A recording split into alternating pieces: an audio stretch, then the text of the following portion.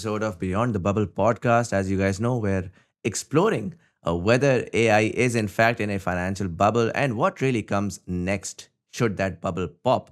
Today, we have with us a very special guest who has spent his career using technology to open doors that used to be closed. He started helping underrepresented and indigenous communities get into tech and own their own data.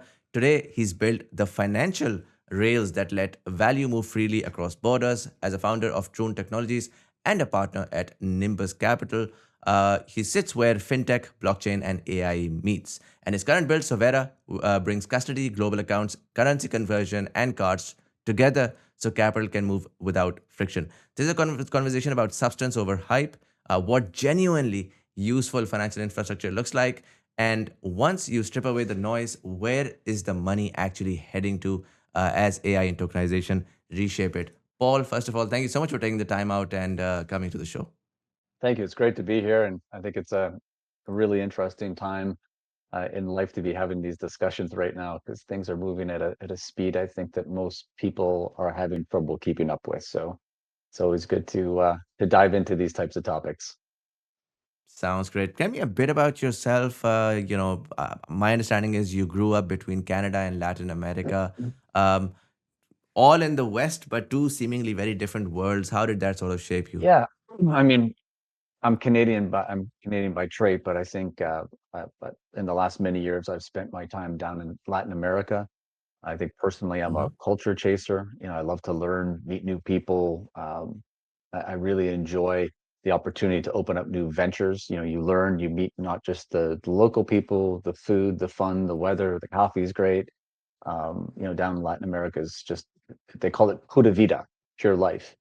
Um, but there's also some really good business opportunities down there as well. And so I made my way down there about 5 or 6 years ago, um, and it's been a great experience. And I have spent most of my journey in the Americas. My pathway to technology, I guess, is probably best described through curiosity. A curiosity. Um, I'm a curious guy, so um, tech has never been linear for me. It's been a development of travel and learning through other cultures at the same time, not just necessarily incubated in one country or one spot and one mindset. I think I've moved 24 times in my life, 5 different countries.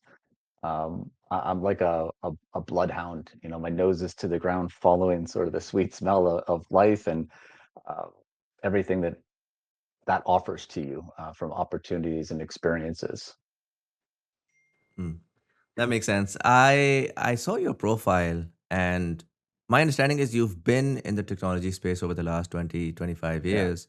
Um, what made you move towards, I mean, you've been working at different places. What made you move towards venture, as well as sort of building your own startup? Yeah, I mean, I think at the center of my core, I'm an entrepreneur, with a educated in tech and business.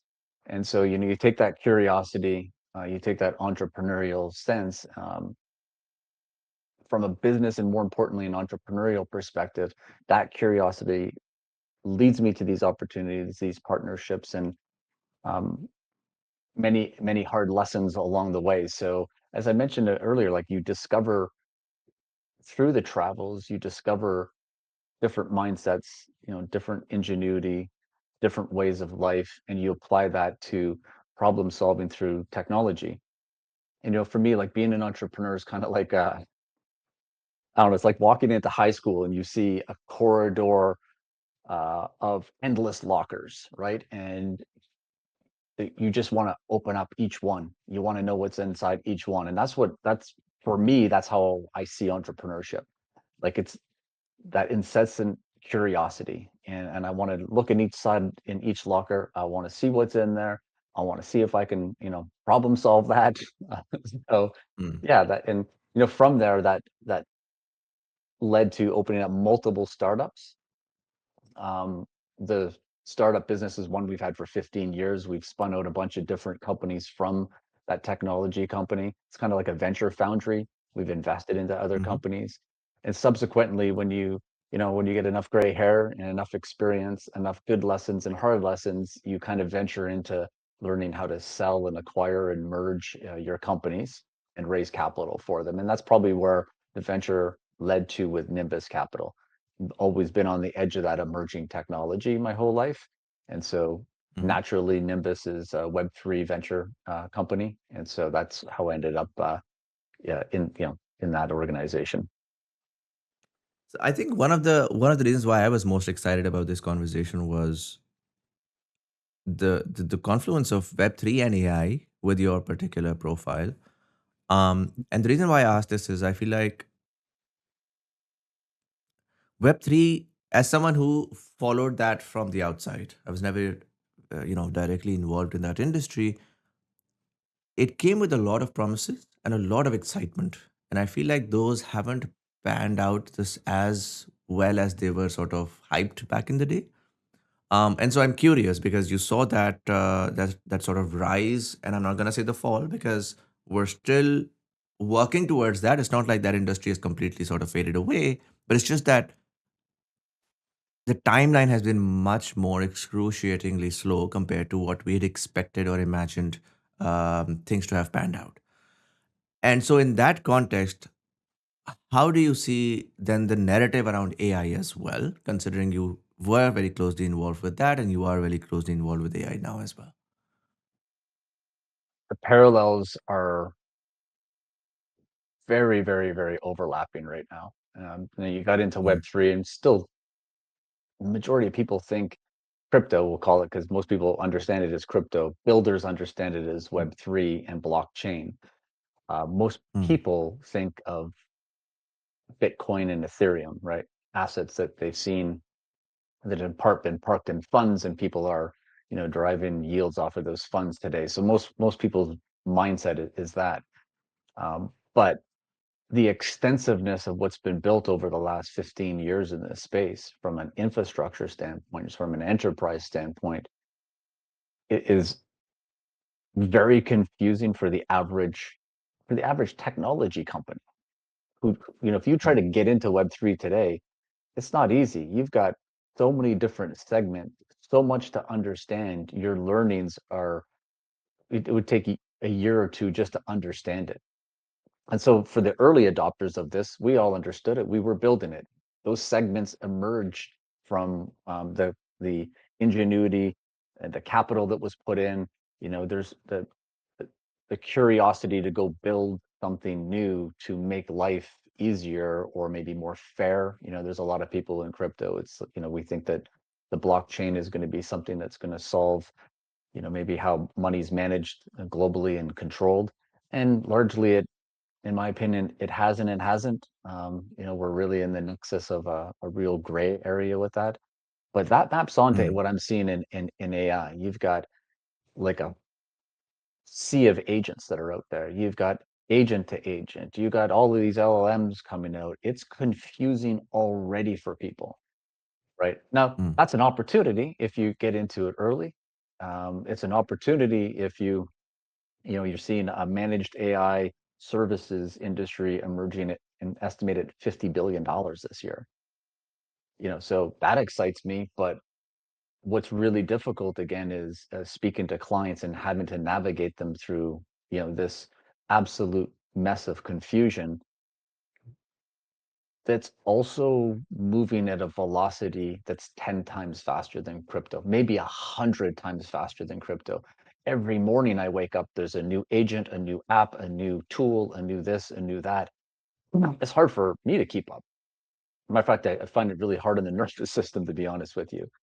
But the two map on from a sense that it's very difficult for people to, it's separating society to the ones who live and breathe that that ecosystem, those ecosystems, to the ones who just are like, I don't know, I can't follow along what's going on here. And so that the disparity, what's going to happen in wealth, already happening. I think you kind of somewhat touched upon that early on.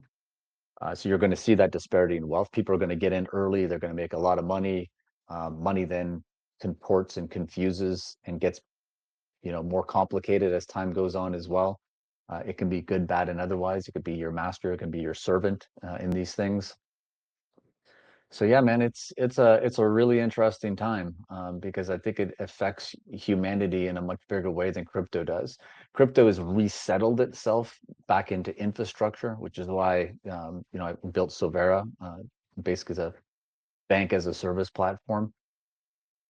Mm. After being involved in the space and really trying to build apps for non-fungible tokens for digital assets and going through the volatility of the markets, I was like, man, I got to build infrastructure because every time I try to build something, it's going well, you get rug pulled by the industry bubble, as you as you've aptly already mentioned in AI. In crypto, it was more of a threat. It was a threat Mm. to banking, it's a threat to assets. And so yeah, I guess I'll stop there. I can feel like I can talk forever on this, because even when I try to rationalize this in my head, I try to create, my brain kind of creates segments and categories and puts it together. And it's hard to do that. I being a business trying to get into this or use these tools is very difficult. No, that makes sense. I want to double down on Sovera though. What are you guys doing over there? And again, before we get deeper into a bit of your ventures that are focused on AI, I want to get a sense of that evolution from the hype cycle of cryptos and NFTs and a lot of what was really happening around before and around COVID. Um, I think for a lot of people, they're very cynical of Web3 generally as a whole because for the average user, the use cases that they were told back in the hype cycle, I feel like no longer hold true.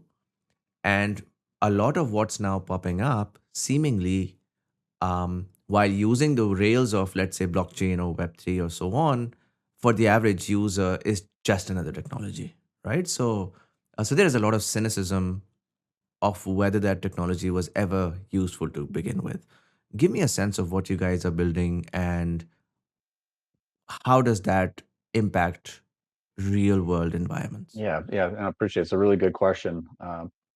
It's probably best to classify Silvera, as I mentioned, we're a banking as a service platform. We don't hold Mm. licenses. Um, we're an integrator, payment orchestrator of licensed entities. So for our Mm. clients, as an example, if I give you a use case, they can operate global payments through our virtual bank accounts that are integrated and custodial wallet accounts. And within there, in your platform, you've got the ability to exchange, swap. If they're insured, it's bank level insurance, they're custodied, and it really allows you to on ramp your funds. Now, again, I'm going to say those two funds, let's just keep it simple: fiat dollars, US dollars as an example, and stable coins. It can be other cryptos, but let's just stick with stable coins. So you're on ramping your money as a business into this virtual account. And then Mm. one of the challenges today, it's global payments, cross-border payments, is off-ramping those funds. So the other part that we've built in, this is all enterprise level, all multi-tenant level. We built in a cards as a service platform whereby companies can issue their own Mastercards. So you've on-ramped all of your money, and now you're looking to move your Mm. money around globally, right? And so you're going to off-ramp your funds at a fraction of the cost because you can issue black Mastercards. Let's say you and I are in business together. We issue black Mastercards to ourselves as founders. We've got 100 employees underneath us, kind of like my other tech company. We've got 80 employees. We issue platinum cards down to them. We're a distributed company, so we can now put their payroll on those cards, and they can spend. Mm. It's a Mastercard. They can spend anywhere in the world. And then we've Mm. added an additional card called an affiliate card. So if you and I are running, let's say, a global manufacturing company, we can issue cards to our providers, and we can pay them on those cards instantaneously at a fraction of the cost, cross border. And now, plus we've removed the liability to the company. So these people have cards, the money goes on it, they spend in their own country. In a lot of ways, you're actually, depending on what countries, you're banking people. And I think that's the other exciting part about it, like about the platform. So that's it that's in it in a nutshell. And the global FinStack, or like today, is just very fragmented. It's a hot mess, right? But the use case, and I'll go back to what you mentioned earlier, the use case in crypto is the biggest one has been stable coins. Right? We're seeing these neobanks pop up. It's an opportunity to we have this opportunity to provide this unified FinStack um, to service mid-market companies, gaming companies, banks. The cross-border corridors are the new frontier that are really still in development, but they're moving at, billions and billions and billions of dollars payments today. That makes sense. If I were to ask, if I were to sort of poke you as a devil's advocate here, the early shout of the industry was a few things, and I'm curious as to where the current ecosystem stands on those shouts. One of those was, cash is trash, fiat is horrible, and so we need to have an alternate payment or alternate currency that can retain its value one way or the other. So you had the Bitcoins and the Ethereums and the, you know, Bitcoin maximalists that said this is one currency that's finite and is able to retain its value, and does not essentially crash out on inflation every year. And the other one was, the infrastructure, the payment infrastructure is being controlled by a few institutions, and they gatekeep it, and they impose a lot of cost on different stakeholders for every single payment. And the promise of this technology was, obviously, as I mentioned earlier, there's no more inflation that's chipping away on your capital, but also there's essentially no more 2%, 3% fees. Now, the new modern rails that have emerged are not driven by, as you mentioned earlier, it's mostly stable coins. Are not driven by these cryptocurrencies at the back end of it, and they're still powered by Mastercard. And so I'm curious now that there is enough technology to verify payments, without through bypassing, let's say, the rails of Mastercard and Visa. Why do we still need Mastercard and Visa? Why do we still need to sort of make those 1%, 2%, 3% payments every time we have to do a transaction? Yeah, I think over time that will change. Mm.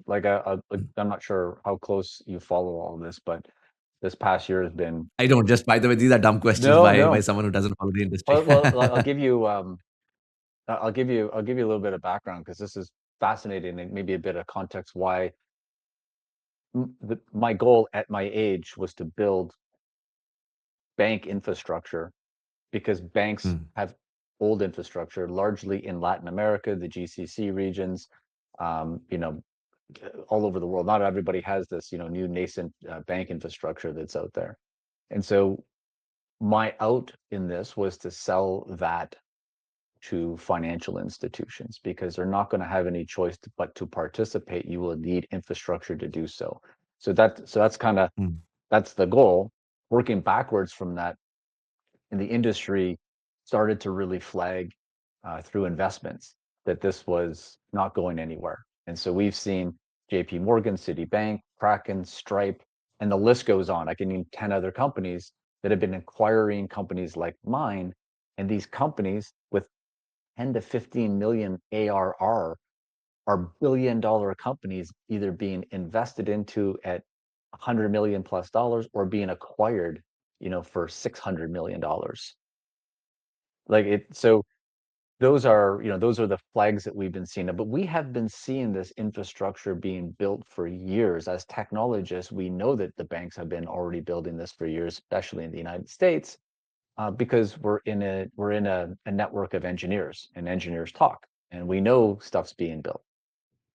But at the end of the day, and it'll happen in AI, I'm sure as well. This massive evolution of creativity, money going in, creative solutions coming out, um, sharpening the pencil of how good the technology gets, and then grabbing these pieces to put together what you're going to see. very, very soon when the Clarity Act comes out, already happening today with how payments are moving around globally, is you're going to see a whole new financial system that's more digital based.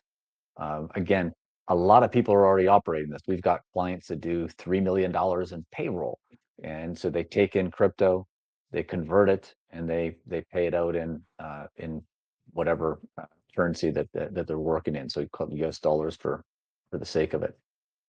So the Mm, flag the flag and the cash is already there, and it's just continued to get better.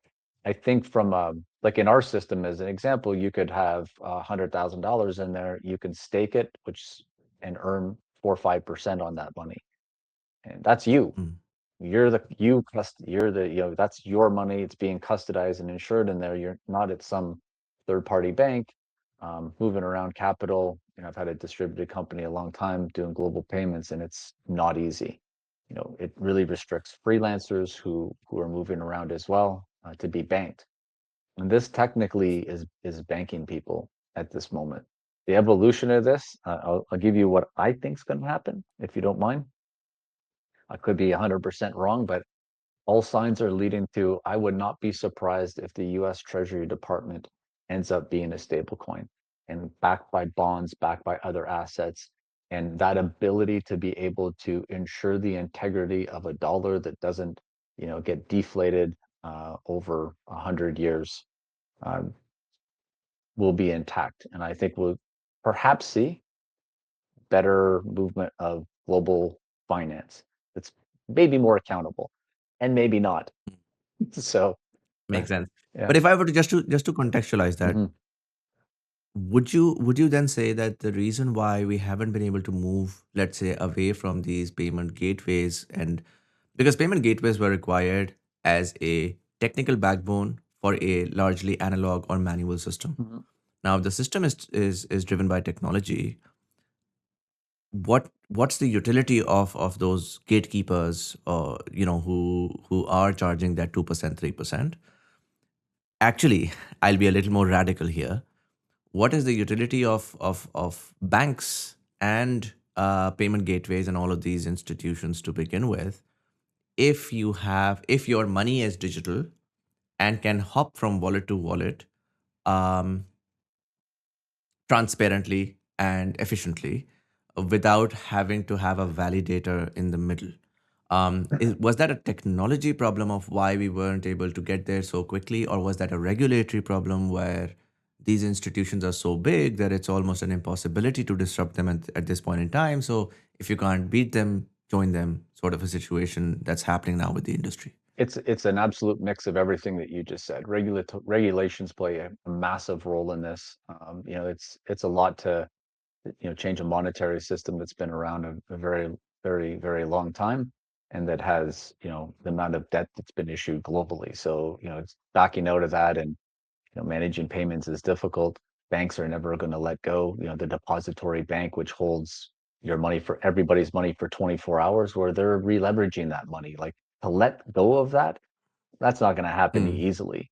All of the other players that you mentioned, from the Stripes and the Mastercards, payment processors, issuers, all of those guys have gotten involved. And I think what it's done is provide intermediate solutions that we're all using to be able to compliantly move around capital. Because mm, I want you to think of this as two worlds. The other world with no MasterCard happens today. People use non-custodial wallets, self-hosted wallets. The guys who know how to do this are moving around money, no problemo, right? mm, They know how to on and off ramp their own money. But you're talking about a very small, small, small, small percentage of people. And that's the crypto bros. mm, They've been doing this for years. I can move around money very easily on non-custodial wallets, but that's not bringing in the traditional, it's not bringing in my dad. My dad's not grabbing a mm, non-custodial wallet and doing this. My sister's not. Many businesses aren't. So what we've done is built like a compliance stack. We started with integrations with financial institutions that have custody and insurance exchanges built in, but we are integrating a non-custodial solution where people can come into our without doing too much compliance, where people can self-custody their own assets and then move it around. and still provide them more business functionality to move that capital around. Visa and Mastercard just own the off ramping rails. It's like it's really hard from a merchant standpoint. Will that be replaced someday? Maybe, but like Visa and Mastercard have, they're going to have their own tokens. They're already way advanced in this. They're invested. They know it's changing. Their financial model is going to change. So in general, I think if you think of this as a colander where everything started very confusing, it's starting to thin out, and that gray area is getting less gray and it's becoming more automated and optimized. And I think we're still not sure exactly where everything's going to net out at the end of the day, Mm. because I think largely that the regulations will dictate that. That makes sense. You mentioned earlier about freelancers, and then your obviously your multiple trips to Latin America. I come from the global south. I've lived most of my life in Pakistan, and I know that you guys have a team there at Troon Technologies. One of the things that I experienced, and keep in mind, Pakistan is the fifth largest country in the world in terms of population. But for some reason, in terms of financial, uh, financial rails or just the overall banking infrastructure, it was extremely disconnected, and that was largely a, again, you could call it a technology or a regulatory problem. But what had happened was the West had moved very, very fast. They had figured it out while, they developed these technologies, they developed these systems. And as soon as they did, they put out very, very strict structures where you could not participate unless, the KYCs and so on. Now, unfortunately, for a lot of the global South, these are largely underdeveloped regions, and therefore it's very difficult to achieve the same level of benchmark that you could in the developed world. And so, what that led to was large amounts of populations unable to integrate themselves into, let's say, the financial system, and that led to very inefficient outcomes, I would say. Things that could have moved these economies much faster, unfortunately, it wasn't so. Now, you mentioned how these sort of newer wallets and these, you know, platforms like your own are enabling, let's say, potentially millions of people across the world in coming onto banking infrastructure for the first time in many ways. Do you think, is there a way, because again, the regulations are the same, the system is the same, has it been made easier for the average kid in a village in Pakistan, India, Philippines, to participate in the global financial system, considering the reality is still the same? They probably would not have the same level of KYC required from a citizen of the developed world, if that makes sense. That's a loaded question. So short answer is yes. The long answer is yes, but it's very difficult to set up your personal wealth in a way that you can move money around. What do I mean by that? Mm, So we work with guys in Pakistan. Obviously, there's a freelancers. Well, we have our own company, but the freelance market is a market that when got into crypto, they took in a lot of utility tokens for work. So they exchanged that, and they're sitting there with these utility tokens that have a ton of volatility to them. But let's just say that they had stable coins, right? Let's remove the volatility. They're sitting there with stable coins. They got no way to spend that. So this has been the freelancer in a lot of those parts of the world. Actually, freelancers moving around, even when they travel, they have a lot of crypto. How do you pay for rent? How do you pay for this? How do you pay for that? Now, there's a lot of ways that have been figured out that you can go from crypto to fiat. We're one of those systems, right? Right onto your card. I can put Bitcoin, drop it right onto my Mastercard, and spend it. It's possible, but here's the challenging part for we stick just with Pakistan. You need to be able to set yourself up outside of the country in a jurisdiction that allows you to register a business. register ABC business in, I don't know, UK, in the UK, right? So once you do that, now you're under a business. Now your business registers with a company like mine, Mm, and now you have a bank account.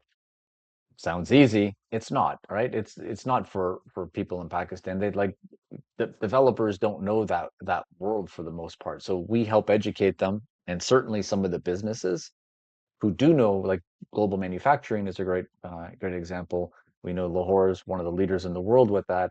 Those businesses who already have accounts in Dubai and other areas, because China, they're moving money around, they could register their business outside of Pakistan, receive virtual bank account with crypto as well if they want to. Crypto doesn't even have to be part of this, but you can have a wallet in there as well, and then they can off ramp their capital onto the cards and move money around. That's how it's done. mm. So you need, at the end of the day, even if you're like a freelancer, you'll still require a business entity outside of, let's say, Pakistan, just to receive those funds and be able to move them around. Is that That correct? that yes, and there are that's the most productive way to do it. There are other ways, and some of these guys have figured it out. It's just a lot more complicated. It's just it's a lot more complicated to get your liquidity from um, well, switch back into dollars or rupees or whatever. It's just a lot more complicated. Now, I know that I was speaking to somebody who was working on the freelance problem, one of the ministers in Pakistan not too long ago, and he was working with a company like Sovera to try to solve that issue because I mean, it's a lot. It's billions of Mm, dollars that are moving to help these freelancers out. mm. And as you can imagine, like any government, they'll like to take their cut off the top. But at the end of the day, if they're providing these guys a way to liquidate, at least they're doing that. What I don't Mm. think that they like, and most governments don't like, is that freedom that we have access to move around our capital so freely without them monitoring, controlling it, um, and overseeing it. I think that's pretty much standard around any any country. I feel like, I mean, as you mentioned earlier, we're looking at a new financial system to begin with, and we're also, it's a disruptive time in many ways for a lot of things, whether it's geopolitics, whether it's technology. Whenever there is, disruption on this scale, more often than not, I mean, the status quo or the incumbents tend to fight that change for as long as possible. What's your personal hunch? Do you think, because I know that a lot of the Web3 folks that I speak to, they were very, very enthusiastic in terms of building this incredible new world that was much more equitable, let's say 5 years ago. A lot of them are tired and exhausted. And so they're like, you can't fight the system. It's an impossibility. And so you work within the system and make your sort of tiny, you may make it more evolutionary than revolutionary, if that makes sense, right? Um, but then sometimes and throughout history, change happens slowly and then very, very fast at the very end. And so, what's your personal hunch? Because for me, this is also an emotional sore point. It's one thing to say, oh, you have your capital that can move around freely and it just makes your life easier. But it's also, hundreds of millions of people in the global south that do not have this very fundamental right to be able to access their capital, move it around freely. It might sound like a problem because of the system that we've built today, which is inherently inequitable. But I feel like the world that we're now headed towards, if you don't allow and if you don't connect those that the consumer class of the future into the global financial system, you're essentially missing out. And they're gonna then hop on to then alternative rails. They're not gonna sit around for very long. And so I'm curious, do you think this extremely inefficient mechanism of go and set up a company in the UK and then create 10 workarounds to be able to then literally access your own capital, which in many ways, I mean, if your average worker in the US is making $10,000 to $12,000 a month, your average worker in Pakistan is making what, $2,000 a month? And even that worker, and I'm talking about not the local player, but the one who's working internationally, even that worker has to spend thousands to set up the company, to manage their infrastructure. Um, do you think this is going to last for a long time, or do you think we are now moving towards a more open world? And I give this in the context of a lot of these new digital nomad visas popping up. A lot of this, there's a world, in my opinion, that's emerging that's beyond national lines and more around the digital natives and the non digital natives, if that makes sense. Wow, I can kind of tackle that from a lot of different ways. Maybe I'm going to tackle it from I think that we're seeing right now politically 250 years of imperialism being decoupled. Mm, And within that imperialism, we're seeing all kinds of new contractual agreements between countries. Obviously, the United States with Saudi and many of the GCC countries that were never part of it before are now opening up these ways to do business. Not to get, I don't want to get political and kind of go down the line, but I think to answer your question, it's going to come from understanding that those lines of business mm, are going to come from decoupling 250 years of imperialism, which has controlled a lot of this through globalists, right? Globalist and everything goes through London, money goes through London. That's the reality of it. And the United States might have been the big brother with the that they've used to bully people. And I think what we're seeing now is that's not. It may look a little bit like bullying still, but I think what you're seeing is how can we actually do business with other countries? The United States is reeling this back in and saying the true value is in production and manufacturing and doing stuff, stuff that Pakistan does really well. And mm, so this administration doesn't want the other way. We're not buying from people like we're going to go back to, I think things are going to go back to tariffs, manufacturing, and production. That's the true oil of your country. mm, That's the true value of your country. And so, what does that mean from, I think, from a financial perspective? I think when the lights go on, I personally believe there's a very interesting plan around the Clarity Act passing, which involves a lot of stable coins, which is going to rattle a lot of financial institutions. When that nut breaks, I think every other country will end up participating in a way. It could take a few years, but I think it's going to crack everything wide open. And I think we're going to have more freedom to move capital around every country. I think we're going to see a lot less fraud that we're seeing all over the world, particularly in the United States and Canada. It's just riddled with it right now. And I mm, think we're going to see um, com- countries act like businesses and operate mm, like businesses with contracts, not old contracts that have been were based 250 years ago or 60 years ago or 100 years ago. We're going to see some new ones where it's like, hey, let's get into a business contract here. What can you do for me? What can I do for you? No funny stuff, like mm. let's try to keep this on the up and up. And in that way, when people are providing a tangible value to the system, I think the tangible value will create less desire to survive because Mm. we're all in survival mode right now from the last, hundreds of years of this system, which keeps taking more and doesn't give. I think we'll have hopefully less survival and more creativity, more manufacturing, and more maybe autonomy as well. That's my hope, and I think blockchain plays a role in that. Stablecoins play a role in that because those are all of the rails that are already moving things around cross-border wise instantaneously today. They just need some regulations, need some more governance around it, and I think that I'm optimistic of hopefully it happens in my lifetime. That makes sense.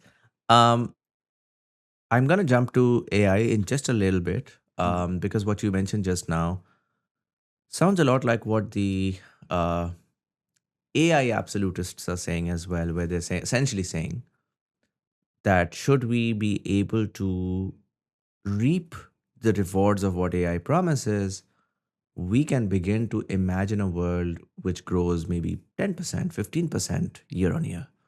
Um, and that in itself is mind-boggling when you really think about the level of prosperity that the world can potentially see over the next 10, 15 years. But With that comes the conversation on who benefits from that prosperity. Are we looking towards a K-shaped economy where a very small segment of the society ends up becoming extremely rich and you have these sort of overlords, and the rest of the people are living on very basic universal basic income and are barely going by? Or is that prosperity going to be distributed in a much more equitable way? I think one of the ways that that potential disparity can be offset is through these sort of distributed technologies, through tokenization. Um, and I think to me, it makes sense where Web3 and AI goes hand in hand, because I think Web3 largely was building that infrastructure to enable the next billion people to essentially participate in the financial system the same way that a lot of these sort of extremely rich people have, how sort of they've managed their wealth and help that grow. I'm curious because we talked about payments, but then theoretically, any asset can be tokenized. Blockchain can be used for millions of use cases around contracts. Has it been used? I don't know, but Yeah. theoretically can be. And so I'm curious, beyond just currencies and payments, how do you see a lot of these other use cases, particularly again with the backdrop of equitable distribution and allowing for the next billion people to participate in a financial system to manage their wealth where they don't end up losing more than what they make? Yeah, it's a great question, and I'm super excited about tokenization. Have been for years. Sadly, I've always built things that are early to the game. Like we built an NFT enterprise platform years ago. We ended up with a sports contract. We were digitizing tradable cards, and then of course, the industry rug pulls, and everybody ends up suffering. But in general, I think tokenization is going to be very fascinating. So for those who don't know tokenization, it's kind of like slicing up the Mona Lisa into tradable shares. Tokenization of, excuse me, a real world asset, kind of like a property, if you will, into digital puzzle pieces. And I think again, this gets to the hard part of explaining this to people. What do you mean I own a fraction of a house? These things exist today, by the way. There's fractional credit. There's some incredible stuff that we've either invested into, helped build, um, and all of this technology is there. What's always missing is the technologists are ahead of the regulations, right? So if you own a fraction of an asset that sits in your wallet that's stored on a distributed ledger, or people like to say the blockchain, and again for the normies out there, the blockchain is just um, the ability to crowdsource a distributed ledger, um, crowdsource the auditor function, if you will, in the distributed ledger. Now, all that means is you've got this block of data in a database, right? And it's being audited by code, and then once everybody agrees upon it, it moves to the next block. And so you have a single source of truth that continues to move forward. And so that's how you verify your asset sits in the single source of truth and has a value in there. And then it's represented in your wallet. Okay, so that tokenized assets kind of uh, go from like a unproductive asset, like a house. Like people Mm, do take a loan against their house, but could you imagine if you invested into 100 pieces of uh, homes that are on a beach somewhere in Costa Rica, and they have a piece of that property, 10% of every one of those properties, and the property value goes up, and then you can aggregate your portfolio together, and you can take a loan out against it, all within your own app, right? mm, So it's moving to economic utility. It's taken an unproductive asset, moving it to a productive asset. That's super, super exciting. We already see this. There's tokenized bonds, and like those things are not as exciting for me. Like I like the idea of the real world tokenized assets where retail people, anybody in the world can go purchase this. But mm, again, what we need is the legislation around that, because it happens today, but there's so much nefarious activity out there that retail people are getting hurt.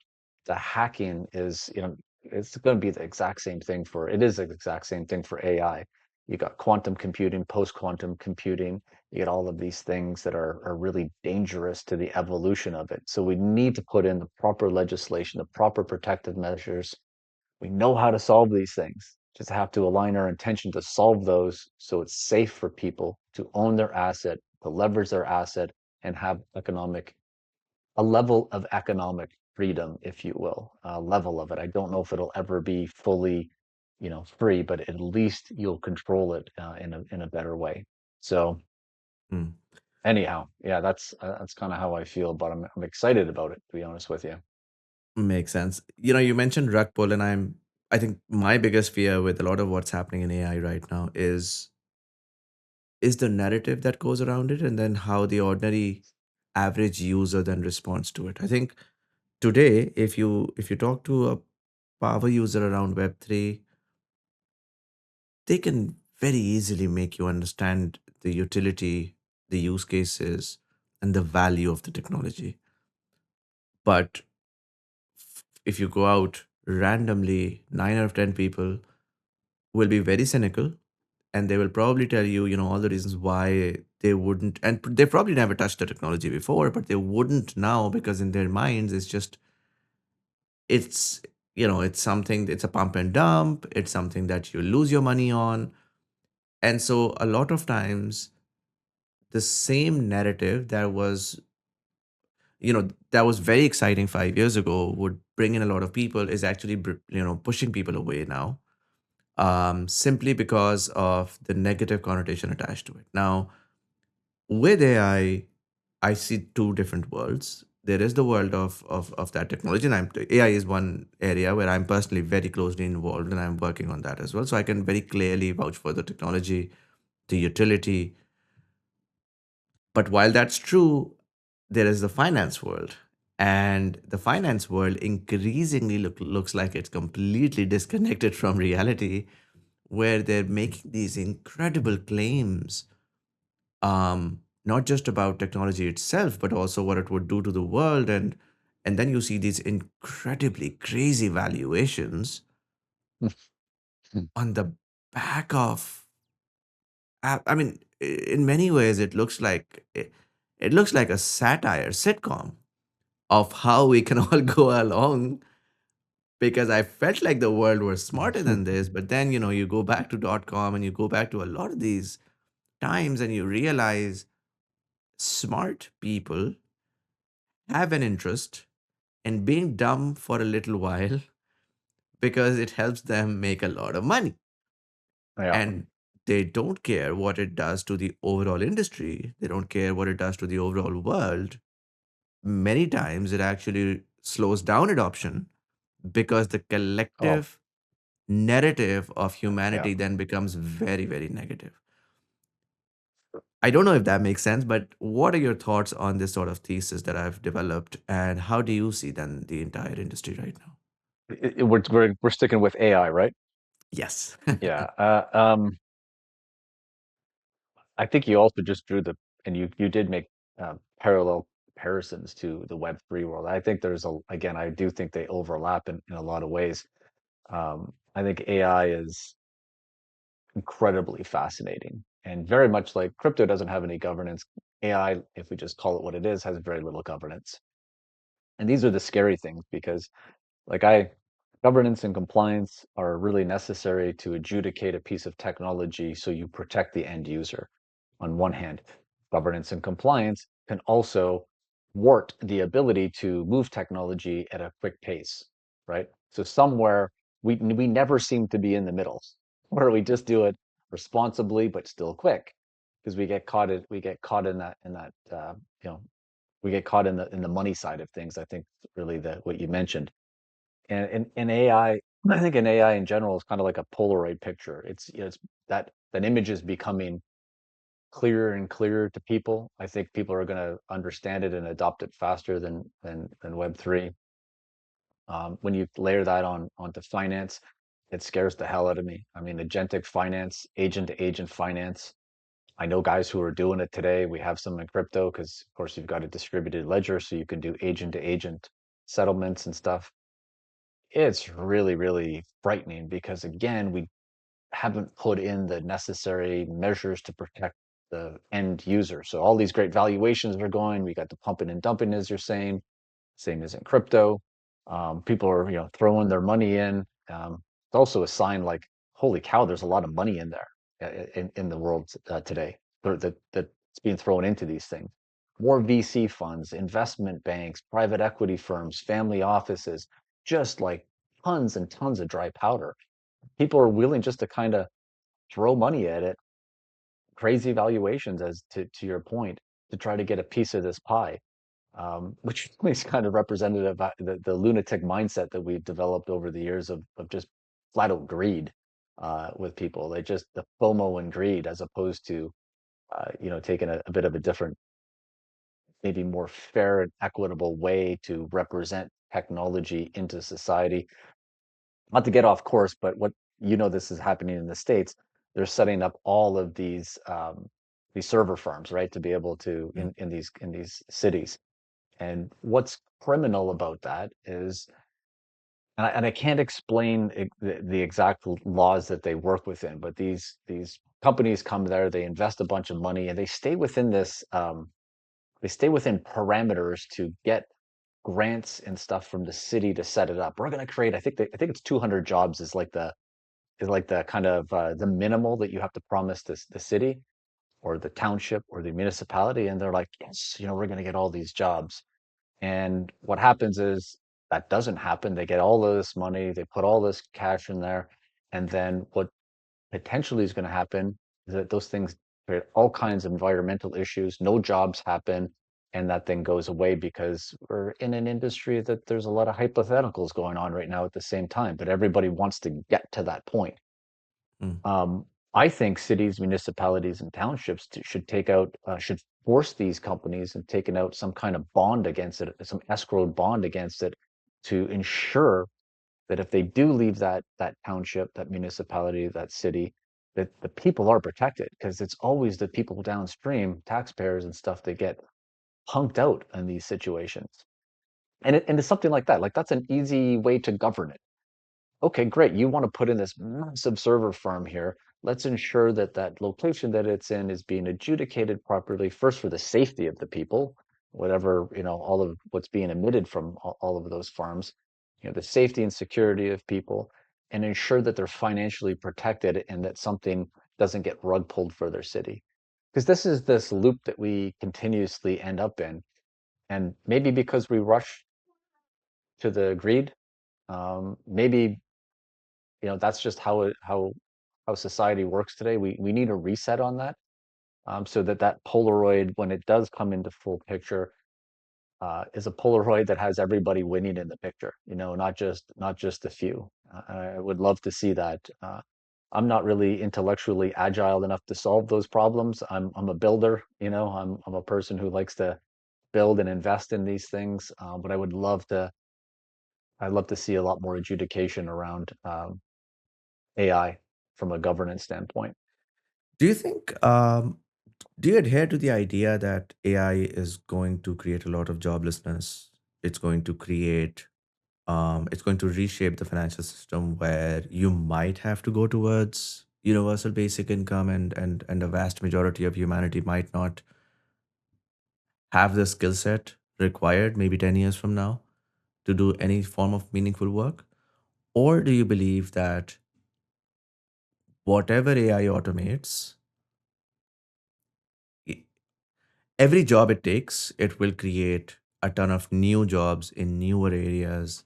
Um, and again, the rationale for the latter argument is driven by earlier industrial revolutions where automation, let's say in farming, allowed for a lot of these people to move to cities and really work in new areas of productivity. Um, which side of the fence would you be on in this case? And honestly, I think I'm more, well, I'll say that I'm more concerned about the personal evolution on how we think right now, on how just technology in general is removing a lot of abilities on how to critically think along those lines. And I think AI is clearly that, right? People are just, sound like geniuses as they type in their prompts.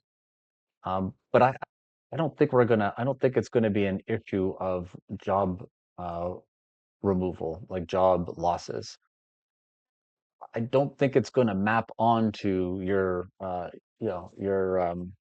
example when other technologies brought people to cities and we had the growth. I actually think that this is gonna be a fundamental, massive leap that none of us really know what the results are gonna be. I think it's gonna be that profound.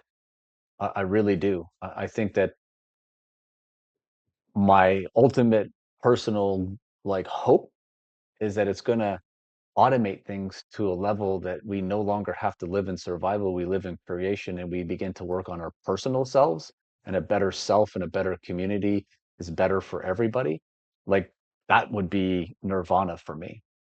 Like I think that would be amazing. I think the technology has the capacity to do that in health, in the health fields, in everything. Obviously, we both know this. It can revolutionize absolutely everything. So I really think it's more like we have a crisis in thought. We don't really have a crisis in technology and advance. We have a crisis in how we think. That's the crisis we have right now. And I really hope that through this, that people can kind of find more time to, and obviously this is the challenge of kind of this is the intersection of what you and I are chatting about from, you have to have the money to survive. So like within that, you have all of this automation happening. Is there going to be some kind of universal basic income? I don't know. Something is going to happen with that. Uh, I'm not necessarily sure what it is. I just hope that it leads to more personal growth, more time to actually get into yourself and just not have to live in survival. um, Within that. Like I saw a really interesting study the other day, and the study was about writing. And so they basically said that people who were writing, they connected their brains, and all these areas lit up while you're writing.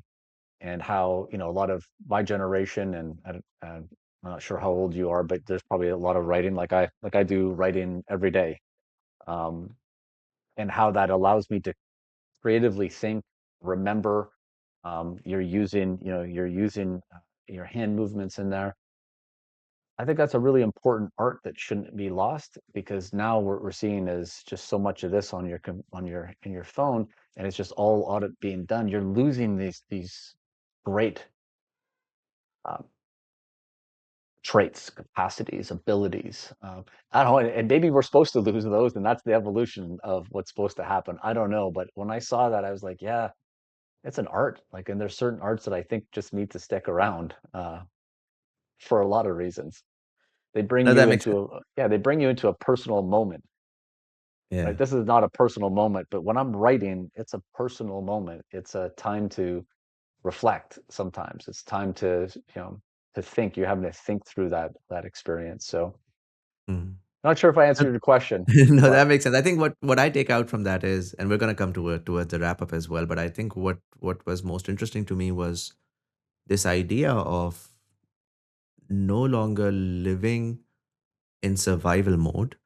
I think a lot of times when we're approaching this conversation of jobs or no jobs, I think that framework is wrong, because we've been so tuned to the idea that you need a job to survive. There's a very popular internet meme as well that the average peasant in the 15th century was actually freer than the average corporate suit in today's day and age. And so, really, what is wealth? Is it, is the businessman who works 18 hours a day wealthy, or is the farmer who sits idle all day and looks at the sky wealthy? How do you define that wealth, whether it's numbers on a screen or whether it's your time, which is finite in many ways? So I think if you think about AI, AI as the base layer, I think robotics follows and a bunch of other things follow. But if you're really looking at, let's say, the scale of civilization, the growth of energy, the growth of productivity, the growth of what we create over the next 15 years, and And if we figure out a way to equitably distribute a lot of this new wealth that we're creating or new value that we're generating, then why do we need jobs? I mean, if the robots can do all of our work, maybe the framework should be for humans to just be more mindful in the way that they live. Think about art, think about conversations, writing. And so I think that I think was the most powerful thought here of reimagining what our lives could look like and not have the anxiety of changing a system that frankly wasn't that great to begin with. If that makes sense. Paul, I'm going to wrap this up here. This was incredibly insightful. Um, I'm curious though, what Hmm. would in your mind be a vision of, let's say, 2050, 25 years from now, considering a lot of these things that are happening, Web3, financial reset, AI, robotics, in many ways. I mean, I don't know when this episode goes live, but tomorrow SpaceX is coming out, and we have this vision of a space race that's popping up. And I was having a conversation with a couple of people who are working at SpaceX and Blue Origin, and it's just incredible what they're planning for the next 20 years. Uh, we're talking about a lunar base in less than 10. Um, how do you see the world 25 years from now? Um, well, first I'll start how I would want the world to be in 25 years. And I think, if your intentions became the new architecture of what you live by, I think it's kind of going to what can I do for you as opposed to what can I take from you. And that's economically, socially, like educationally, all of that. I think if you have a good intention, because we have the time to personally work on ourselves to get to that level, I think we can community build the world in a really incredible way.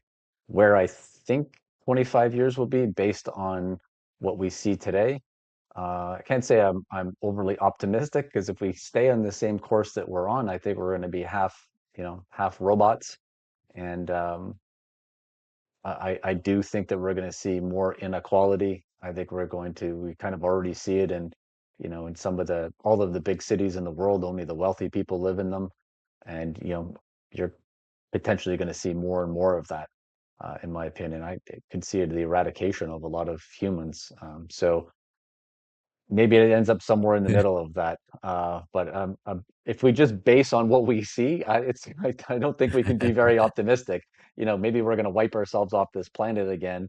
I don't know how many times that's happened in the past, but it's a possibility. So, but I'm going to put my intention around the first part of that, just being a good, conscious human being.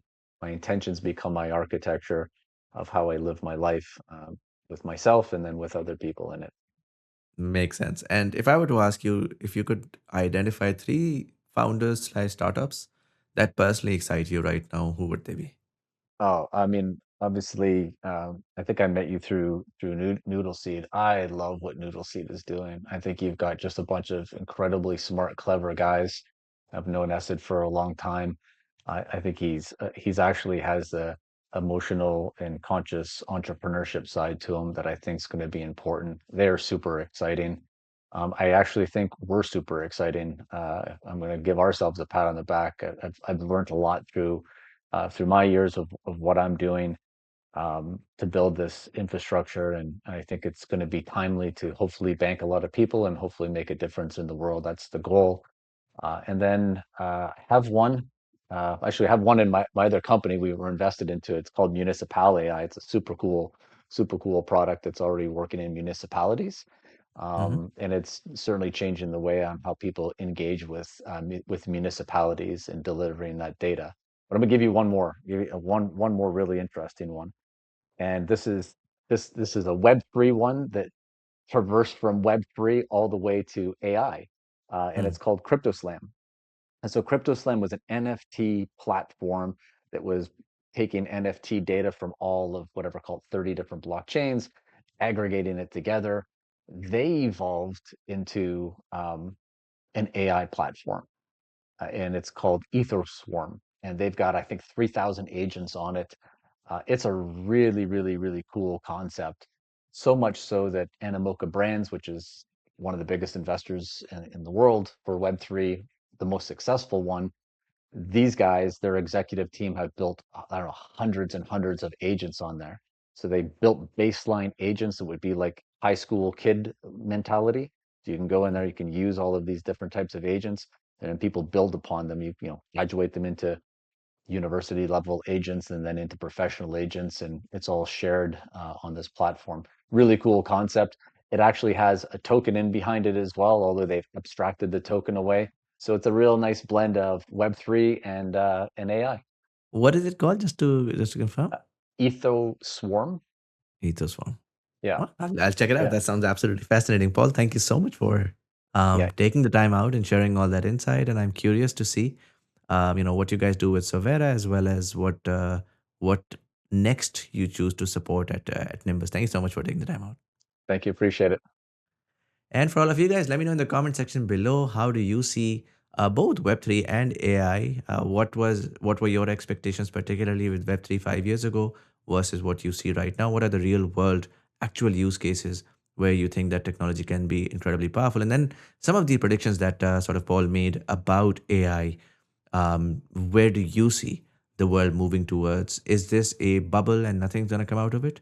Or are we about to see the biggest acceleration humanity has ever seen? Let me know in the comment section below. This was Muzamil and Zedi. You were watching Beyond the Bubble podcast by Noodle Seed Studios. Thank you so much for watching, and I'll see you in the next one.